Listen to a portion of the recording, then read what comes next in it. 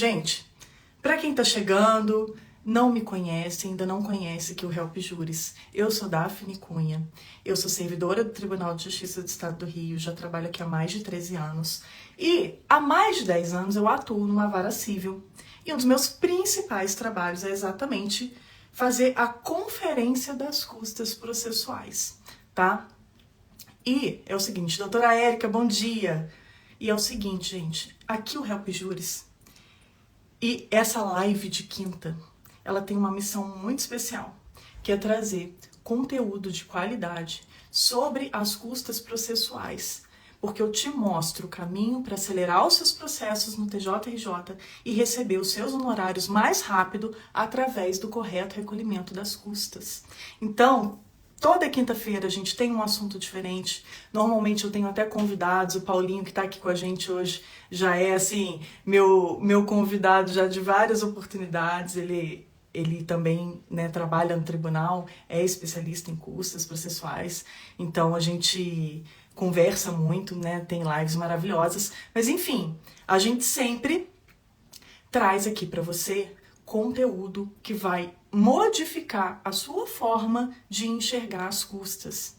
Doutor, doutora, qual é a minha ideia? A minha ideia é que você entenda que custas processuais não são um mero detalhe, tá? É demonstrar para você o quanto vai fazer diferença nos seus processos você dar atenção para as custas. Deixa eu te dar uma informação importantíssima. Cada vez que você não se adianta no recolhimento de custas, tá? Isso aí pode gerar no seu processo um atraso de, em média, 3 meses. E se, além de não adiantar as custas, você ainda erra o recolhimento, mais 3 meses. E se você atua em vara civil, você vai entender o que eu estou dizendo, que são inúmeros os momentos em que você vai precisar recolher custas. Então, são inúmeras as oportunidades que você tem de agilizar essa ação e você pode fazer isso por meio do correto recolhimento das custas processuais, tá? Então, hoje, qual é o tema dessa live?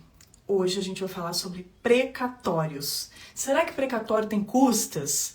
Você sabe disso?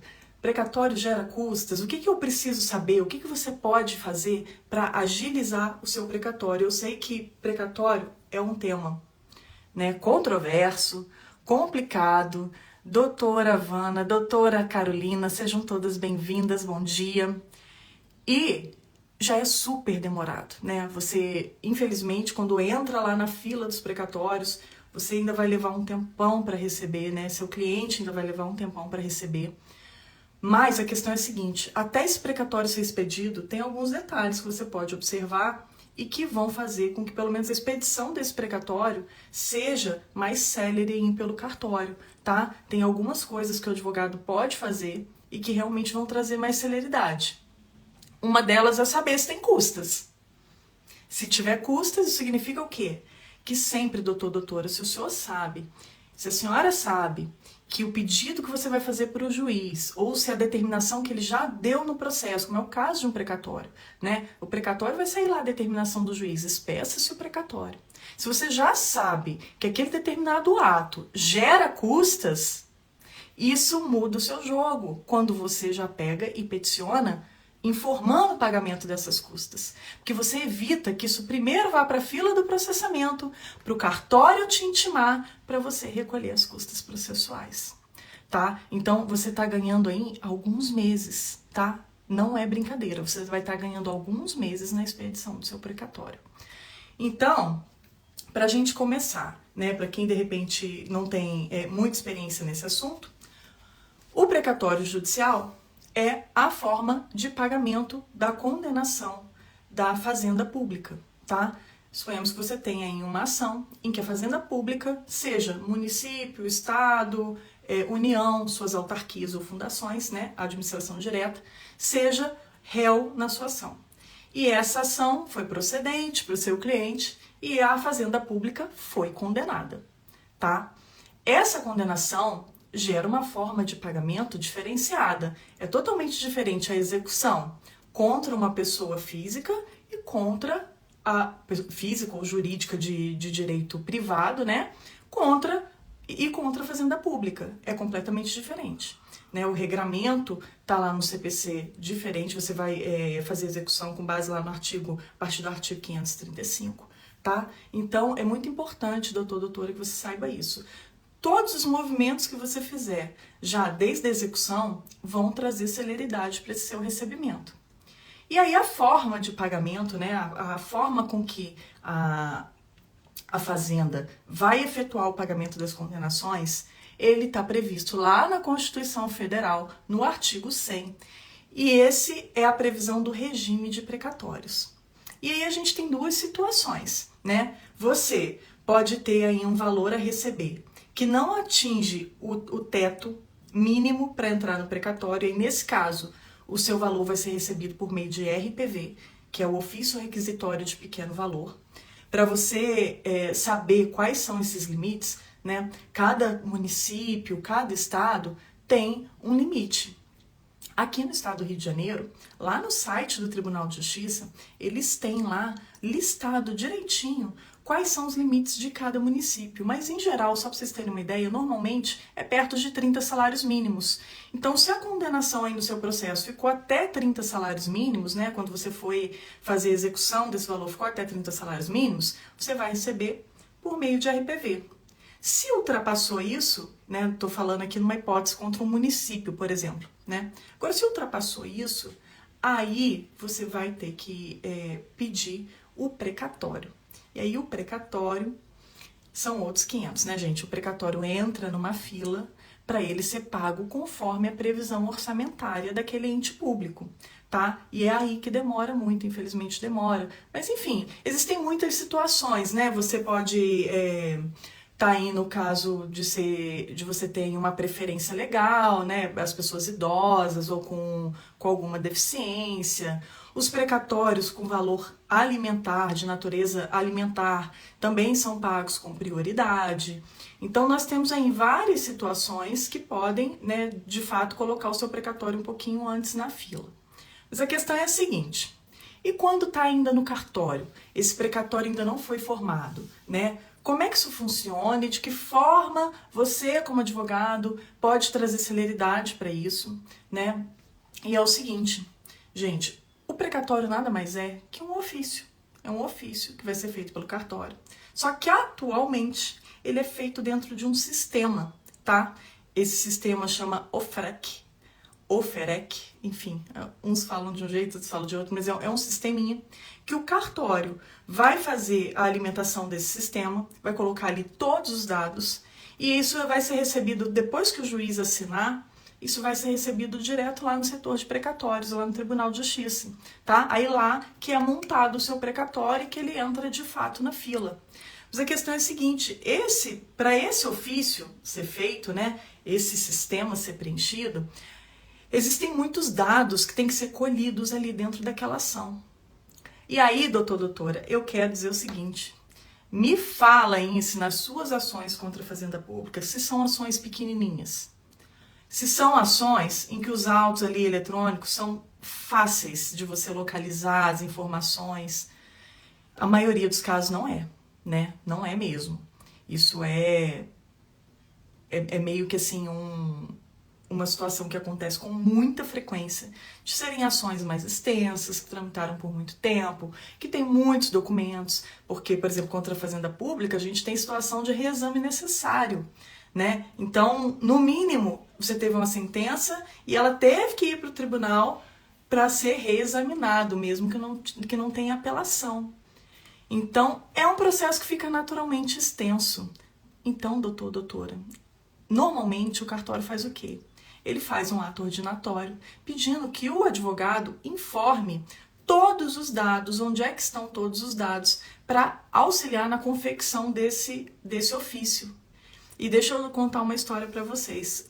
Há algum tempo atrás, um colega até de outra comarca me contou essa situação, que foi o seguinte, a advogada não quis informar os dados do precatório, porque ela achou que era um absurdo, né? Ela está sendo intimada para dar dados do processo, porque os dados estavam ali. E a situação é a seguinte, gente.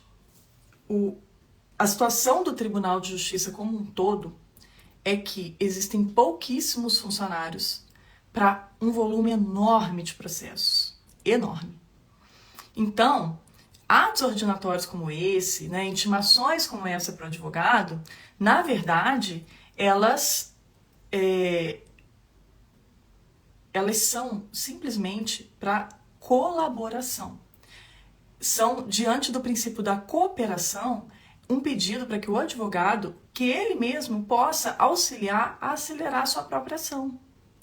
Então, enfim, como eu estava contando, esse colega contando pra gente, que aí a advogada não quis informar, enfim, direito dela, não quis informar, mas enfim, ainda teceu vários outros pedidos, isso foi para conclusão, etc e tal, e com isso perdeu o prazo. Sabe por quê? Os precatórios, eles precisam estar lá no setor de precatório montado até abril, até 1º de abril. Senão não entra na fila daquela previsão, daquela dotação orçamentária daquele ano. Então, o que eu quero demonstrar aqui para vocês, né, para você, doutora que está me ouvindo, é que a sua atitude diante do processo pode ser o diferencial, por exemplo, para o seu precatório estar entrando ainda esse ano na previsão orçamentária ou ficar só para o ano que vem. Então, pensa bem, é uma petição, uma atitude que ela poderia ter de fato cooperado que fez com que o processo dela atrasasse. Infelizmente, tá? Atrasou. Mas, com relação às custas, vamos lá. Você deve estar aí ansioso para saber, né? Me conta aí. O que vocês acham? Tem custas precatório? Gente, precatório com relação a custas é bem simples, tá? O precatório com relação às custas processuais, você vai recolher o valor de um ofício eletrônico. É só isso. Porque eu não estou te contando que é um ofício eletrônico, nada mais é que um ofício eletrônico, que atualmente a gente preenche ele diretamente, né, lá nesse sistema, no Oferec. Mas é um ofício eletrônico, então você vai recolher só as custas de ofício eletrônico. Então não tem porquê, doutora, você não se adiantar. Se adiante. Se o seu precatório já foi deferido pelo juiz, determinado, já vai lá, corre, se adianta, tá? E recolhe o valor desse ofício eletrônico. Porque com isso você vai ganhar em alguns meses e pode ser o diferencial para o seu precatório entrar ainda esse ano na dotação orçamentária ou ficar só para o ano que vem. Tá? Então isso pode significar um ano a mais de espera. Então é muito, muito importante que você saiba disso. E eu tenho uma grande novidade para contar para vocês. Grande novidade mesmo, segura essa aí. É o seguinte, a gente teve uma alteração legislativa, tá? A tabela de custas do tribunal foi alterada e eles criaram uma nova cobrança de custas e que tem a ver com os precatórios, que é isso que eu vou contar para vocês. Essa nova tabela, ela entrou em vigência essa semana, no dia 12 de março. Então, no dia 12 de março, começou a valer essa nova tabela de custas do tribunal. E o que tem de diferente, então? A partir de agora, existem custas, tá, para o registro da sessão de precatório. Então, se você, né, tem aí um cliente seu ou até um precatório seu de honorários, enfim, que você esteja cedendo o precatório, né, essa sessão ela é feita, né, por meio de instrumento público, registrado em cartório, tudo direitinho, só que aí você vai trazer essa sessão lá para dentro do precatório. Isso já, normalmente, quando esse precatório já está lá no setor de precatórios e tudo mais. Esse registro dessa sessão, ele tem custas processuais agora, tá bom? Se você for lá na tabelinha do tribunal, você vai ver que, inclusive, existem 4 valores diferentes, dependendo da faixa, tá? Porque vai depender do valor do seu precatório. A última faixa, que é a partir de R$500 mil, né? Se o seu precatório for acima de R$500 mil, é R$2.600 e poucos de custas, tá? Então, tem que ficar atento a isso agora, para já dar essa previsão para o seu cliente, porque você vai estar recolhendo essas custas, provavelmente, antes de receber, né? Não sei. Ou, de repente, já pode até... Olha que importante, você já pode até, sabendo disso, entrar na negociação com quem está fazendo a compra desse precatório, né? Você já pega e já inclui o valor dessas custas. Olha que importante você saber disso. né?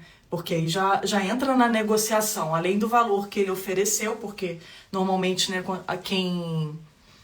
quem paga, né, pelo precatório para poder ficar com seu precatório, ficar lá na fila para esperar, ele te paga um valor menor, né? Então agora, sabendo que isso tem custas, vocês já podem na negociação incluir esse valor das custas. Então, doutor, doutora, fiquem muito atentos a isso, porque isso pode ser aí um diferencial para você não gerar uma situação de surpresa aí para o seu cliente com relação a isso, tá? E, gente, é o seguinte, eu quero dar uma dica para vocês, né, falar sobre uma situação super importante que eu vejo que ainda tem advogados que têm muita dúvida. Vocês sabem se os honorários contratuais, se eles podem sair num precatório diverso, apartado, um precatório específico para os honorários contratuais? Então, isso já é pacificado, tá? E não pode. O que pode é precatório em separado dos honorários sucumbenciais. Mas os honorários contratuais, eles não podem ser liberados num precatório específico.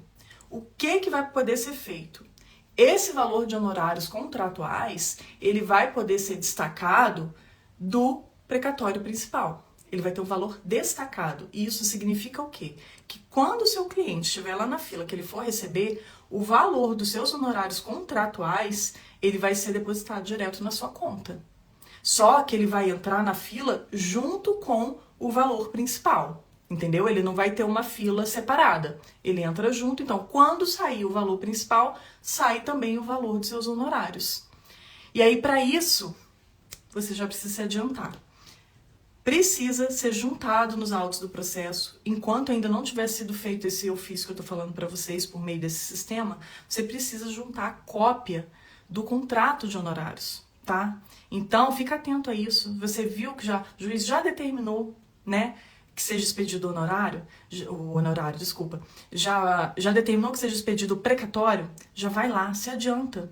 E junta o seu contrato de honorários também, tá? Porque aí você já vai garantir que seja feito o destacamento desse valor para que você receba diretamente na sua conta, né, o valor dos seus honorários contratuais. E os sucumbenciais também já é assim pacificado que esses podem ser levantados de forma autônoma. Inclusive, se o valor dos seus honorários de sucumbência não atingem, né, o teto, eles podem ser levantados por RPV, né? Eles podem entrar no regime do RPV e não do precatório, e ele vai entrar no regime do precatório se ultrapassar o teto do RPV, né? Então, é importante você saber todos esses detalhes para já fazer os pedidos certeiros, pontuais, e com tudo isso, doutor, doutora, vocês ganham muito tempo, muito tempo mesmo, tá? Saber não só sobre custas, mas também saber detalhes sobre o processamento faz com que você possa se adiantar em situações em que é possível se adiantar. Tem situações que não tem jeito, que você tem que esperar o processamento do cartório, que você tem que esperar ser intimado, mas existem inúmeras outras situações em que você pode sim agilizar suas ações, tá? E o recolhimento de custas é uma dessas situações, que você sempre pode se adiantar e com isso ganhar meses em cada processo.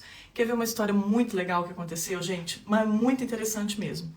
Foi o seguinte, um colega entrou em contato comigo para tirar uma dúvida com relação às custas, porque ele havia se certificado, né, que as custas estavam incorretas numa determinada ação.